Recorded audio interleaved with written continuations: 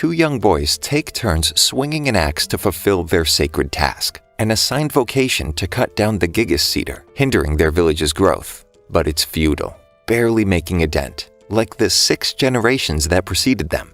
The helplessness quickly fades as Alice, their friend, shows up with lunch, greeting both Yujiro, the blonde, and a strangely familiar dark-haired boy named Kirito. Their lunch will spoil if they aren't fast enough. If only there was a way to preserve food. Kirito has a brain blast, coming up with an ingenious way to preserve Alice's pie by making it cold and probably uncomfortably moist using his knowledge of cold salted meat.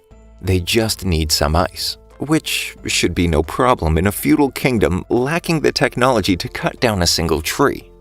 They remember a legendary hero who found himself in an ice cave while chasing the dragon guarding the border to the Dark Territories.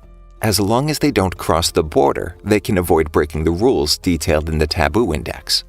Upon reaching the cave, they find enough ice to last the village a lifetime. But something's off. They find the blue rose sword and bones of the ice dragon surrounding a hoard of treasure. There was nothing in the legend about the dragon's death. After gathering as much ice as they can carry, they realize there are multiple paths.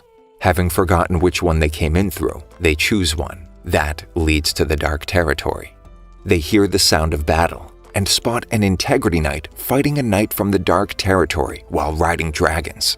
The Integrity Knight cuts down the Dark Territory Knight and he drops out of the sky, landing a few meters from the children, reaching out as if asking for help.